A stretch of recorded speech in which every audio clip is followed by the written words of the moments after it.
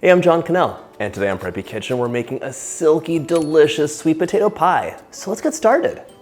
First off, preheat your oven to 375 so it's nice and hot. Then grab 2 pounds of sweet potatoes, pierce them with a fork, and place them onto a foil-lined baking sheet. This goes into the oven for about 1 hour or until they are very tender. You do not want to boil your sweet potatoes. That'll give you a soggy, diluted mess. This will concentrate the flavor, get rid of a little bit of the water, and give you that wonderful creamy filling with a crisp butter crust. In you go. My sweet potatoes came out of the oven. They are screaming hot, so I'm gonna set them aside for half an hour just to cool down. And in the meantime, we're gonna deal with the crust. You have 2 choices. You can use a store-bought frozen crust or a homemade butter crust that you roll and fold and crimp and freeze yourself. I did this last night. I love the flavor of a butter crust. It is just unbeatable for me. It's gonna be so crispy and delicious too.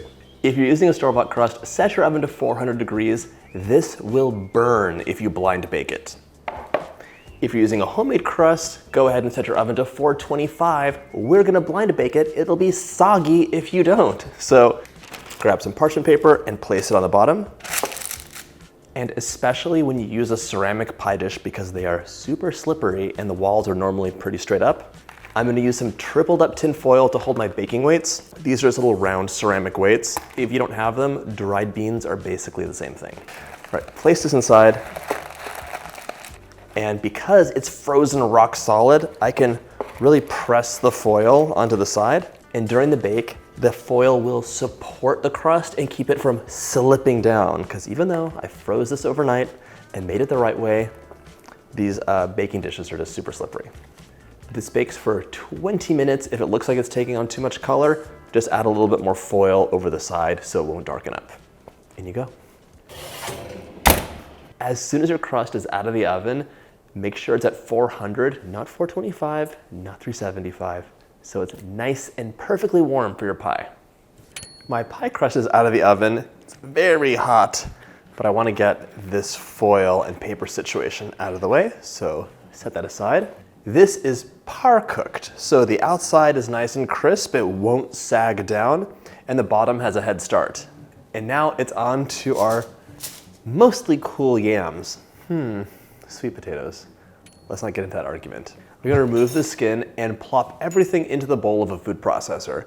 One of people's main gripes with sweet potatoes is they can be kind of stringy because they're fibrous. It's not pumpkin, it's sweet potato. They have a better taste, in my opinion. We can fix that by blending these up in the food processor. It'll chop all those fibers and give you a silky, wonderful mouthfeel. Did you see how that peeled, by the way? It was like magic. Give them the barest of chops before plopping them into your food processor. So just 1, 2, look at that color and so soft. I hope you can see that. Continue the process. Any parts that are scorched can just get shaved off and snacked on. Plop that bowl onto your processor. We're gonna pulse this up just so it's nice and creamy. No stringy bits for our pie. So much better. Look at that. It is creamy as can be. Our food processor's done. Grab a big bowl and we're gonna get this filling mixed in no time. Transferring my creamy sweet potato mixture into a bowl. If you might think to yourself, geez, I didn't weigh these out. I have no idea how much sweet potato I'm actually using. At this step, you can just measure it out by volume. It should be about 2.5 cups of sweet potatoes. To my sweet potatoes, I'm adding 3/4 of a cup of granulated sugar. If you wanted to, you could definitely use brown sugar. It's been a little humid here at Preppy Kitchen, and the sugar's feeling it. I'm just like guesstimating how much spilled into the bowl. Sprinkle that in gracefully. Just like pumpkin pie, sweet potato pie is a silky, amazing flavored custard.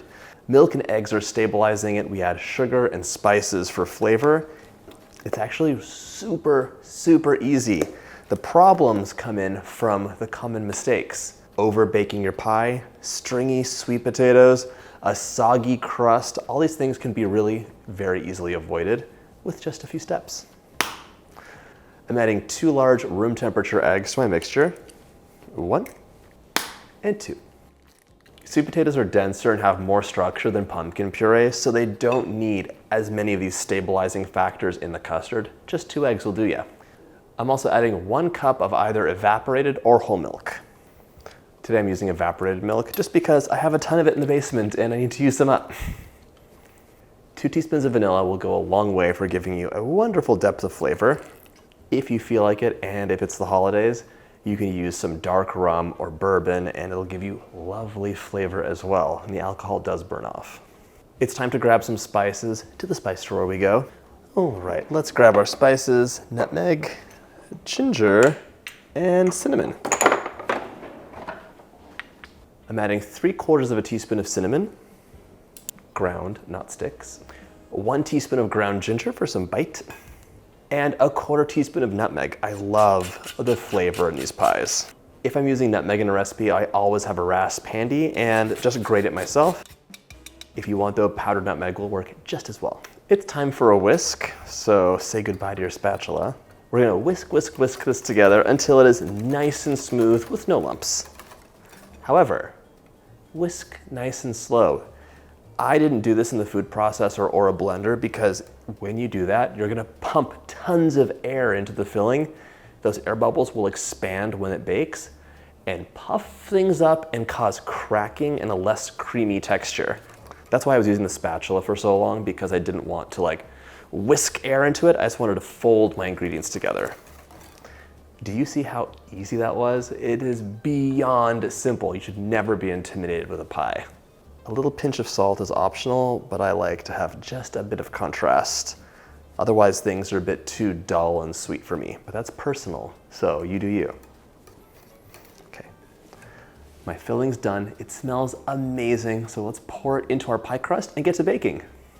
Give your pie a little shimmy, nothing crazy, and I also like to give it just a bit of a swirl with my spatula to smooth things out. My pie's ready to go into the oven, 400 degrees for 15 minutes, then reduce to 350 and bake an additional 40 or until it's puffed up with just a little wobble in the center. In you go. Once baked, allow your pie to cool to room temperature, dollop with whipped cream, and you're ready to enjoy.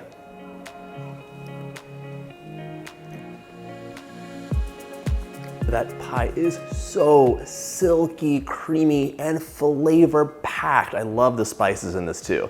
I hope you get a chance to make this recipe, and if you like this video, check out my pie playlist.